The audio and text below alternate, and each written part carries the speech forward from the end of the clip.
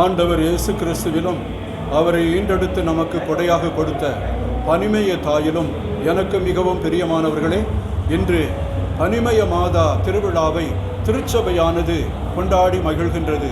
உங்கள் அனைவருக்கும் பனிமய தாயின் திருவிழா வாழ்த்துக்களை கூறிக்கொள்வதிலே நம்முடைய பங்கு தந்தை அருள் தந்தை ஸ்டார்வின் அவர்களோடு சேர்ந்து இந்த பனிமய தாயின் பங்கு மக்கள் எல்லோரோடும் சேர்ந்து உங்களுக்கு இந்த வாழ்த்தையும் வணக்கத்தையும் கூறிக்கொள்கிறேன். இந்த அருமையான நாளில் பனிமய தாயின் வரலாறை பற்றி உங்களுக்கு நான் சொல்ல வேண்டியிருக்கிறது. ரோமை நகரிலே ஒரு தம்பதியர்கள் குழந்தையின்றி இருந்தார்கள். அன்னை மரியாள் அவர்களுக்கு காட்சி அளித்து எனக்கு ஒரு கோயில் கட்ட வேண்டும் என்று கேட்டுக்கொண்டார்கள். அந்த கேட்டுக்கொண்டதன்படி அவர்கள் பாப்பிரையானவர் ஒரு அருமையான கோவிலை அங்கே கட்டினார். அதை மரிய மஜோரே அப்படி என்று சொல்லுவாங்க.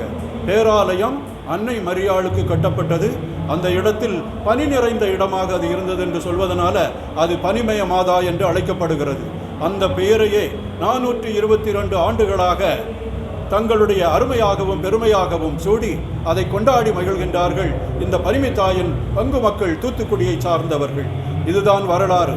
இந்த அன்னை இந்த திருவிழாவை நாம் நடத்துகின்ற பொழுது இங்கே ஒரு 10 லட்சத்திற்கு மேலே கிறிஸ்தவர்களும் சரி, முஸ்லீம் சகோதரர்களும் சரி, இந்து நண்பர்களும் சரி இங்கே வந்து பங்கெடுக்கிறார்கள். அவர்களுக்கு ஏராளமான சகாயங்களையும் புதுமைகளையும் அன்னை மரியாள் செய்து கொண்டிருக்கிறார்கள். எனவே மக்கள் சாரையாக வந்து மணல் தூவினாலும் விழாதபடி அந்த அளவுக்கு வந்து இங்கு நடக்கின்ற மறையுரைகளையும் பக்தி முயற்சிகளையும் கேட்டு பரவசப்படுகிறார்கள்.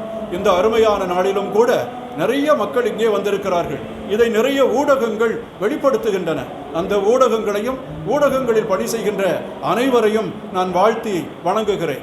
இந்த நாளிலே இந்த அரசாங்கமானது தூத்துக்குடி மாநகரத்து மக்களுக்கு, பள்ளிகளுக்கெல்லாம் விடுமுறை அளித்திருக்கிறது.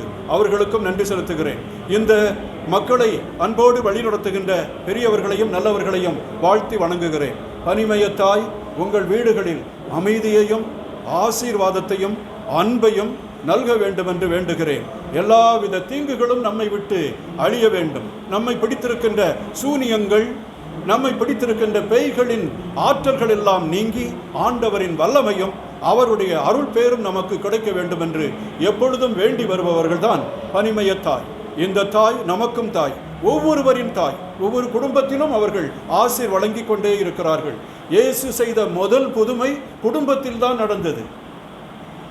அது எப்படி என்றால், அந்த திருமண திருவிழா நடக்கும் பொழுது அவர்களுக்கு ரசம் தீர்ந்து விட்டது. அன்னை மரியாள் தான் அக்கறை கொண்டு கரிசனையோடு, மகனே அவர்களுக்கு ரசம் இல்லை என்று சொன்னார்கள். உடனே தண்ணீரை திராட்சை ரசமாக மாற்றி இறைவன் அருளால் அவர்தான் கடவுளின் மகன் என்பதை நிரூபித்தார் இயேசு. அதற்கும் உறுதுணையாக இருந்தவர் அந்த மரியா. எனவே கத்தோலிக்கர்கள் தங்களுடைய தாயாக, தங்களுடைய வணங்கும் அன்னையாக அவர்களை ஏற்றுக்கொள்கிறார்கள்.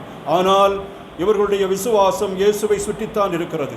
இவர்கள் சுவாசிப்பதும் வளர்வதும் இவர்களுடைய வாழ்க்கை முறையும் அணுகுமுறையும் எல்லாம் இயேசுவிடமிருந்து வருகிறது.